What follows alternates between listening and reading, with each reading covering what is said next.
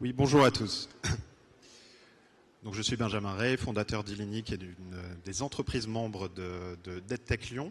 Et je serai votre animateur timekeeper pour cette matinée dans la nef sur la construction de scénarios pédagogiques hybrides.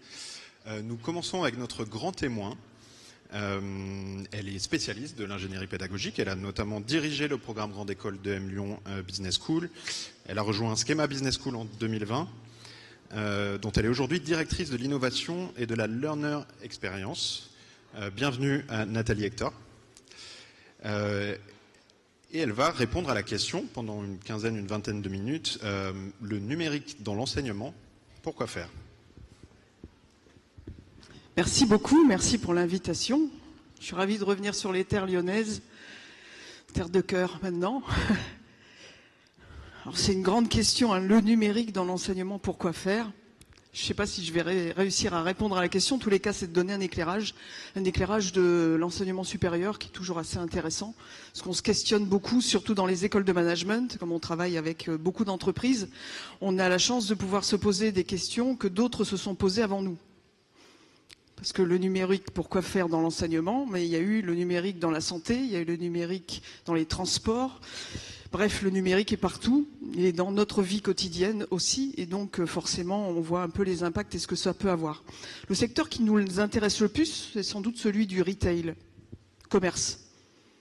Finalement, il y a beaucoup de connexions entre ce qu'on raconte dans le retail, ce qu'on a vu, quand on évoque Amazon et autres sociétés du genre, c'était de dire, bah, tiens, ça y est, il y a Amazon, on peut être livré en ligne.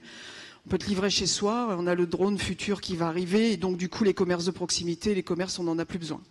Il y a quelques années en arrière, on entendait beaucoup ce genre de choses, et puis on se rend compte petit à petit qu'on a un maillage territorial qui se remet en place, qu'on a une logique vers des commerces de proximité qui sont différents, et qu'on a une consommation qui est un peu différente. Ben finalement, dans l'enseignement supérieur ou dans l'enseignement global, on a un peu la même logique, c'est de se dire si aujourd'hui tout est ouvert sur les thèmes, sur l'avenir en fait de l'enseignement, globalement peut-être que le futur n'est pas ce que l'on peut envisager, à savoir que l'on pourrait se passer des établissements scolaires, des universités, des écoles, parce qu'on pourrait tout faire en ligne. Sans doute que ce ne sera pas ça, même si aujourd'hui on vit dans des scénarios.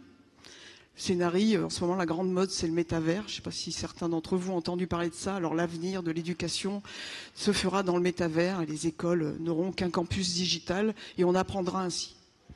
Alors, je pense que globalement, on a un peu un point de vue différent dans la communauté de l'enseignement supérieur.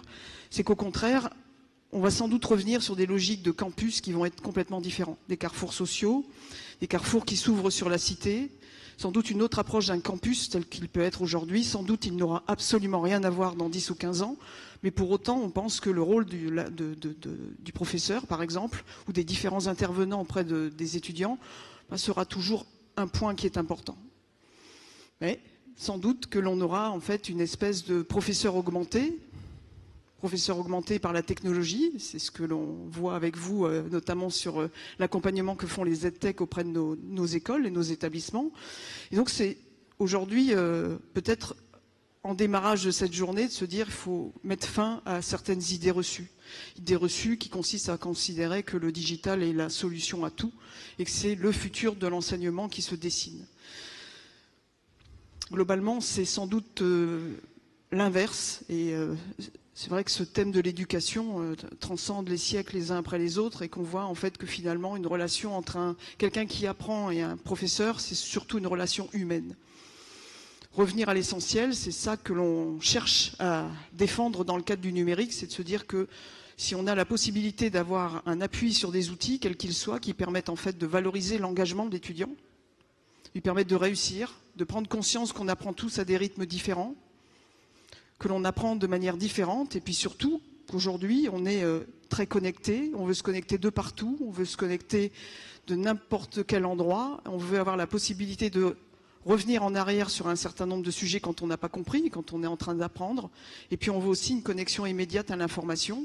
Donc ça veut dire que notre rôle principal, c'est surtout d'accompagner notre corps professoral à changer ses modalités d'apprentissage.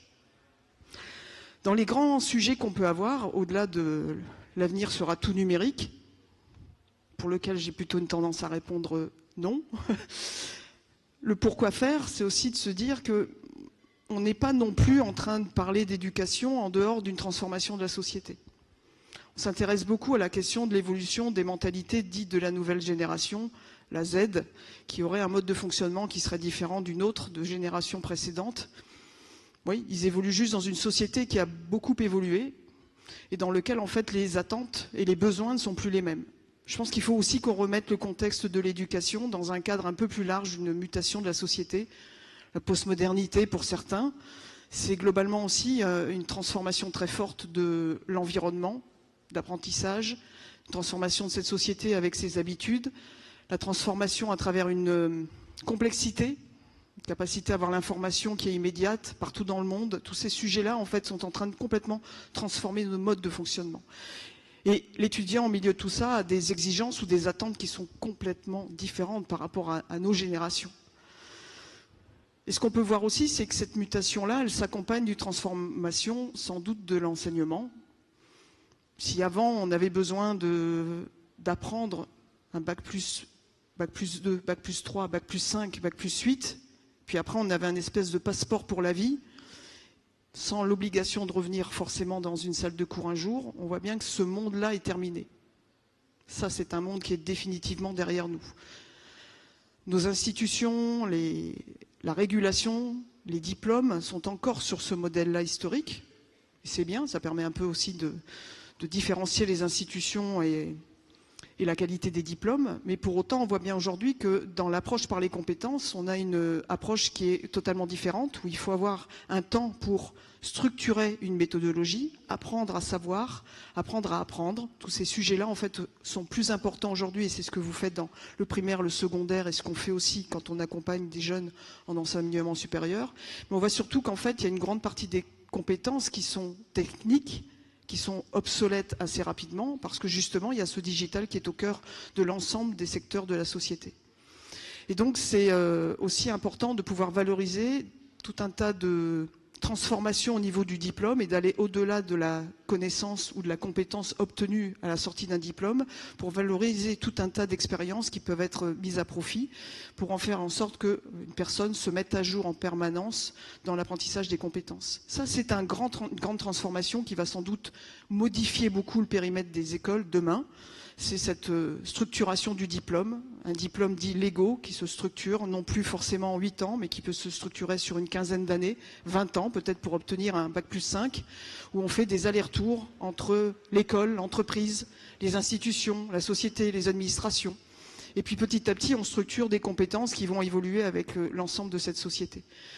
Donc je dirais, finalement, derrière cette question du numérique et de sa place dans l'enseignement, c'est plutôt de repositionner l'éducation dans ce rôle d'accompagnement de la transformation de la société. Ça, je pense que c'est un élément qui est crucial et on a tous une responsabilité de pouvoir en fait accompagner cette mutation-là.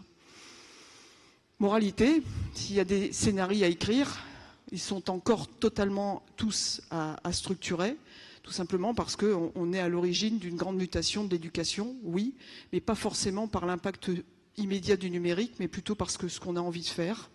Et on voit aujourd'hui que notamment, il faut accompagner nos étudiants à développer un esprit critique, capable d'avoir une capacité à analyser l'information, capacité à structurer une donnée, capacité à écrire, bref, à revenir aussi sur des fondamentaux. Et je clôturerai peut-être l'intervention de ce matin en se disant, finalement, on a beaucoup de chance, j'espère qu'il y a plein de profs dans cette salle, parce qu'on a besoin de vous, tous et toutes, et que la technologie, aujourd'hui, c'est un atout pour engager. Et je crois que c'est là où il faut essayer de canaliser une espèce de réticence technologique qui fait qu'on se dit, je suis sachant, j'ai un apprenant en face de moi, il va apprendre.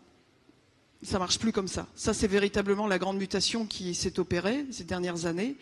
Mais par contre, vous avez la possibilité, grâce aux EdTech notamment, et puis à la transformation digitale et aux différents outils que vous utilisez chaque matin, c'est de pouvoir repérer en fait dans une salle de cours, dans la même salle, mais une différenciation entre les élèves. C'est l'élément 1 qui est crucial, c'est qu'on n'apprend pas tous de la même façon.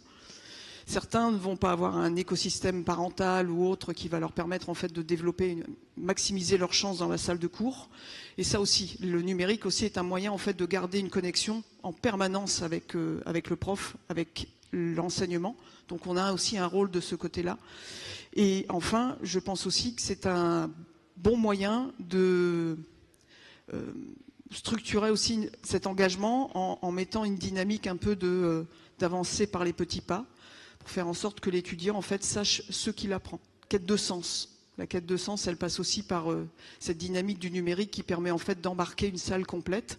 Et je crois que les professeurs aujourd'hui peuvent revenir pleinement sur leur fonction de base, qui consiste à passer du temps sur l'apprentissage pour pouvoir en avoir un peu moins sur des aspects dits administratifs, parce que ça vous permet en fait d'avoir une analyse de la data, de l'information, pour comprendre en fait qui est en face de vous et comment il apprend. Et je crois que s'il y a une force du numérique aujourd'hui, c'est surtout celle-là. Et ça permet finalement de plus inclure une salle, de permettre à tous de réussir. Donc c'est un super facteur de réussite sociale pour les différentes personnes qui sont face à nous et dont on sait qu'aujourd'hui c'est un vrai sujet prioritaire. Voilà, petit éclairage qui essayait d'être cohérent avec les interventions de juste après. Je vous remercie beaucoup pour votre écoute.